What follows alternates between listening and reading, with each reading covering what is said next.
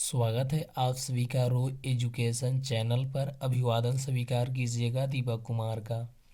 तो चलिए आज की इस वीडियो में हम लोग क्लास 12 एनसीईआरटी एक्सरसाइज 10.2 का क्वेश्चन नंबर 1 से 5 तक करने की कोशिश करेंगे। इसके कॉन्सेप्ट हमने पिछली वीडियो में आपको बता दिया है। कृपया कर आपसे विनम्र निवेदन है कि हमारे पिछली जो वीडियो है उसे देखकर ही आप इस वीडियो को देखें ताकि आपको मेरी बताई गई बातें पूरी समझ आए। तो चलिए बिना समय गंवाए मैं आज अपना इस वीडियो को शुरू करता हूँ। देखिए प्रश्नवाली 10.2 का पहला क्वेश्चन है, निम्नलिखित सदिशों का परिमाण का परिकलन कीजिए। परिमाण ज्ञात करने के लिए हम आपको बताए थे कि कुछ नहीं करते, बस इसका मापांक लेकर और जो भी आई जे के का गुणांक होता है उसे हम अंडर रूट के साथ स्क्वायर कर देते हैं। ठीक है, अंडर रूट देंगे, यहाँ 1 का स्क्वायर करेंगे, उसके बाद 1 का स्क्वायर होगा, उसके बाद 1 का स्क्वायर होगा।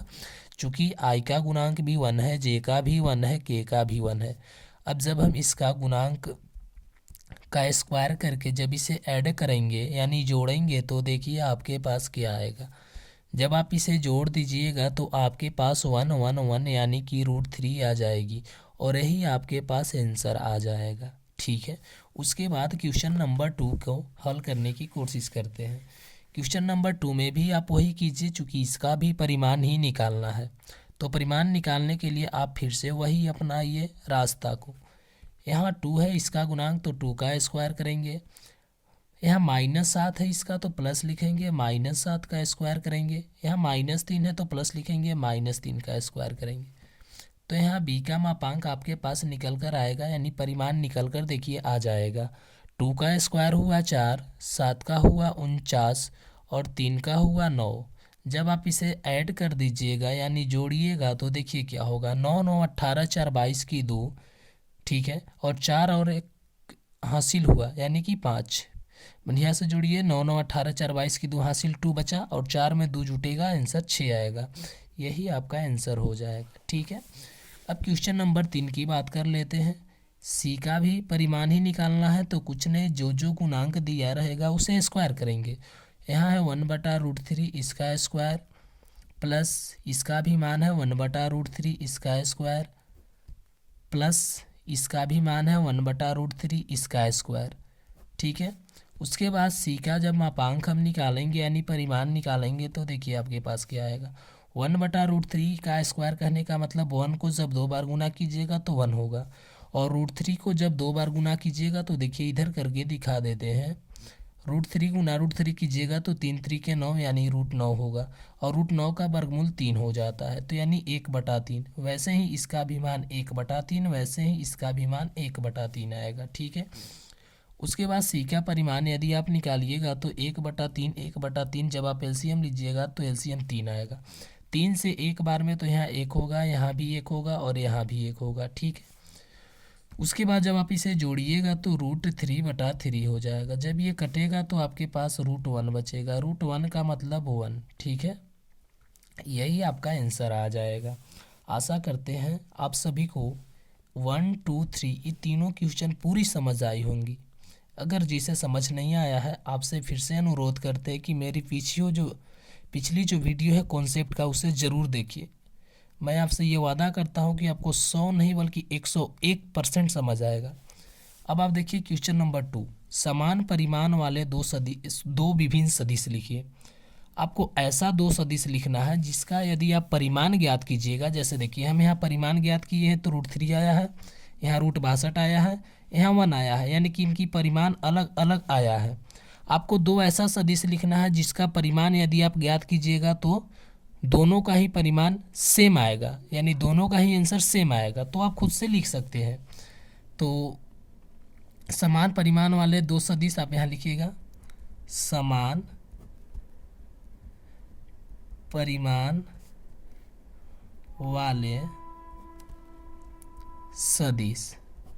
समान परिमाण वाले सदिश देखिए हम लिख देते हैं, आप भी खुद से लिख सकते हैं, थोड़ा समझ लीजिए कैसे लिखाएगा। देखिए ए है, यदि आप कुछ एक एक जो है सदिश आप कुछ मान लीजिए, जैसे हम मान लीजिए 3i plus 2j plus 4k मान लिए, ठीक है। आप एक कोई भी सदिश मान लीजिए। अब 3 2 4 मान लिए। अब की बार आप क्या कीजिए, एक दूसरा सदिश ले लीजिए जो यहाँ जो 3 आई कैप के साथ है, अब की बार जे कैप के साथ दे दीजिए, बदल जाएगा सदिश। या आपकी इच्छा है तो आई कैप वाला गुणांक को के कैप के साथ दे दीजिए, बदल जाएगा। जैसे आप इसे ऐसे भी लिख सकते हैं 2i plus 4j plus 3k लिख सकते हैं। देखिए सदिश चेंज हो गया ना, दो अलग अलग सदिश हो गए, लेकिन इनकी यदि आप परिमाण ज्ञात कीजिएगा तो बराबर आएगा। देखिए हम ए का परिमाण ज्ञात कर लेते हैं। ए का परिमाण को हम ज्ञात करेंगे तो देखिए क्या आएगा, 3 का करेंगे स्क्वायर तो 9 आएगा, 2 का करेंगे तो 4 आएगा, 4 का करेंगे तो 16 आएगा, 9 4 13 और 16 कितना हुआ, तो जोड़ लीजिए 9 और शायद 29 हो गया, ठीक है 29 हो जाएगा। अब इसको भी आप परिमाण ज्ञात कर लीजिए, बी का भी परिमाण आप ज्ञात करके देखिएगा तो 29 से आएगा। देखिए कैसे, 2 का करेंगे 4, 4 का करेंगे 16, 3 का करेंगे 9 और दोनों का देखिए परिमाण सेम आ गया, तो ये आपका आंसर हो गया, ठीक है। अब क्वेश्चन नंबर 3 का बात कर लेते हैं। समान दिशा वाले दो विभिन्न सदिश लिखिए। समान दिशा वाला सदिश अब की बार आपको लिखना है। तो समान दिशा वाला सदिश देखिए कैसे लिखाएगा। सबसे पहले आप कोई भी एक सदिश को लिख लीजिए, लिख लिए कोई भी जो आपकी इच्छा करता है वो आप रख लीजिए। जैसे अभी हम रख लिए i प्लस जे प्लस के, चलिए जी। और दूसरा एक सदिश क्या कीजिए, तो इसका दुगना ले लीजिए, दुगना। तो दुगना लीजिएगा तो क्या होगा, i यहाँ 1 है ना, 1 का दुगना 2 होगा, हो जाएगा। इसका भी 2 हो जाएगा और इसका भी 2 हो जाएगा, ठीक है। अब आप क्या कीजिए, दोनों का चूंकि बोला है दिशा समान होना चाहिए, दिशा समान होने का मतलब जब आप दोनों सदिश का दिक् कोसाइन निकालिएगा तो दोनों ही सदिश का दिक् कोसाइन बराबर आना चाहिए। और समान परिमाण का मतलब दोनों का मापांक यानी कि परिमाण बराबर आना चाहिए, ठीक है। चलिए इसका हम दिक् कोसाइन निकालते हैं। दिक् कोसाइन निकालने के लिए हम बताए थे कि सबसे पहले दिक् अनुपात निकालना होता है। तो दिक् अनुपात कैसे निकालते हैं, आई जे के का जो गुणांक होता है उसको कोमा के द्वारा लिख देते हैं, 1 1 1, ये दिक् अनुपात हो गया, ठीक है जी। उसके बाद क्या होता है, आप इसका भी दिक् अनुपात निकालिए तो क्या हो जाएगा 2,2,2। उसके बाद आपको परिमाण निकालने की ज़रूरत होती है, तो परिमाण ए का निकालिएगा तो कितना आएगा 1 1 1 यानी √3 आ जाएगा, ठीक है। परिमाण यदि आप बी का निकालिएगा तो कितना आएगा 2 का स्क्वायर 4, 2 का स्क्वायर 4, 2 का स्क्वायर 4 यानी 4 4 8 4 12 होगा, नहीं तो क्या आ जाएगा देख लीजिए √12। 12 का मतलब √4 गुना 3, 4 का वर्गमूल 2 तो 2 √3 आया ना। अब इन दोनों का दिक् कोसाइन निकाल लीजिए। तो दिक् कोसाइन यदि बराबर आ जाता है तो दोनों समान दिशा वाले होंगे। इसका दिक् कोसाइन निकालेंगे तो क्या होता है, जो है दिक् अनुपात उसके नीचे मापांक को डिवाइड कर देते हैं। मापांक कितना है √3, इसका दिक् कोसाइन आया 1/√3, इसका दिक् कोसाइन भी वही आ जाएगा 1/√3, इसका भी दिक् कोसाइन वही आ जाएगा 1/√3। तो ये पहला का दिक् कोसाइन आया। दूसरा का भी दिक् कोसाइन यदि यही आ जाएगा तो हम कह देंगे कि ये जो दोनों सदिश है समान सदिश है। चलिए जी दूसरा का दिक् कोसाइन निकाल लेते हैं। तो दूसरा का दिक् कोसाइन देखिए क्या हो जाएगा 2/2√3, फिर क्या है तो 2/2√3, फिर क्या तो 2/2√3। अब देखिए 2 से 2 कटा, 2 से 2 कटा, 2 से 2 कटा, 1 1 1, ठीक है। देखिए दोनों का ही क्या आ गया दिक् कोसाइन बराबर आ गए, तो इसलिए ये जो दोनों आप लिखे ये दोनों समान दिशा का सदिश है। चलिए आशा करते ये भी क्वेश्चन आपको समझ आया होगा। क्वेश्चन नंबर अब 4 की बात कर लेते हैं। बोल रहा है x और y का मान ज्ञात कीजिए। आपको x और y का मान ज्ञात करना है ताकि सदिश इतना और इतना समान हो। हम आपको बताए थे कॉन्सेप्ट वाला वीडियो में कि जब सदिश से समान होता है तो बराबर हो जाता है, मतलब आई कैप का गुणांक आई कैप के गुणांक के बराबर होता है और जे कैप का गुणांक जे कैप के गुणांक के बराबर होता है। तो देखिए आपके पास क्या है, पहले उसको लिख लीजिए 2i कैप है प्लस 3j है। चूंकि बोला है समान है, समान का मतलब दोनों बराबर है, तो बराबर का चिन्ह देकर यहाँ xi प्लस yj। अब देखिए इधर जो i वाला गुणांक है इधर वाला i के गुणांक के बराबर हो जाएगा, और इधर जो j वाला गुणांक है इधर j के गुणांक के बराबर होगा। तो जब x के बराबर 2 कीजिएगा तो x बराबर 2 आएगा, और जब y के बराबर 3 कीजिएगा तो y बराबर 3 आएगा, और यही आपका आंसर हो जाएगा। जब सदिश समान हो तो i के गुणांक के बराबर इधर वाला i के गुणांक होता है, और इधर वाला j के गुणांक के बराबर इधर वाला j के गुणांक होता है, और इधर वाला k के गुणांक के बराबर इधर वाला k होता है, और इस प्रकार से आपका आंसर आ जाएगा। अब हम बात करते हैं आज का लास्ट प्रश्न, क्वेश्चन नंबर 5 का। देखिए क्वेश्चन नंबर 5 में क्या बोला है। बोला है एक सदिश का प्रारंभिक बिंदु इतना है, ठीक है, लिख लीजिए जो दिया है। सबसे पहले प्रारंभिक बिंदु है 2,1, तो हम यहाँ लिख लेंगे 2,1। उसके बाद क्या है, और अंतिम बिंदु है -5,7। आपसे बोला है कि इस सदिश के अदिश एवं सदिश घटक ज्ञात कीजिए। अदिश और सदिश घटक दोनों ज्ञात करना है, ठीक है जी। तो सबसे पहले आप मान लीजिए कि ये वेक्टर ए बराबर है और ये मान लीजिए वेक्टर बी बराबर है, ठीक है।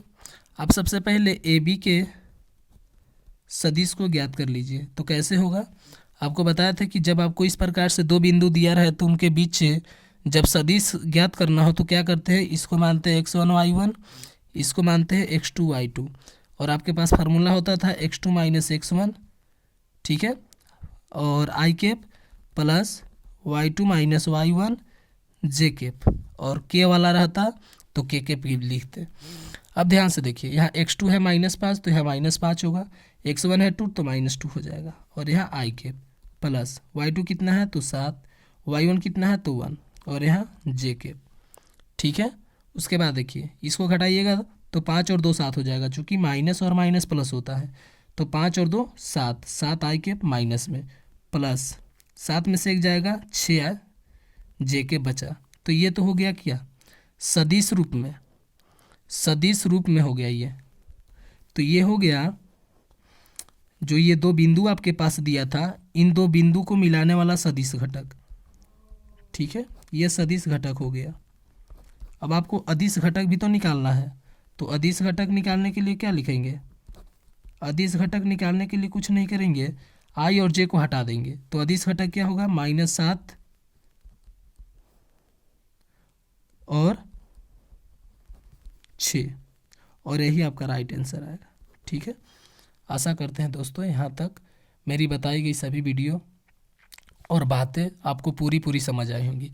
अब जल्द ही अगला वीडियो बनाएंगे और उसमें भी आपको हम जल्द से जल्द एक्सरसाइज करवाने की कोशिश करेंगे। तब तक यदि आपको मेरी बात बताई गई सभी समझ आई होंगी तो आप कृपया कर कीमती कमेंट हमारे मोटिवेशन के लिए ज़रूर करें। जय हिंद।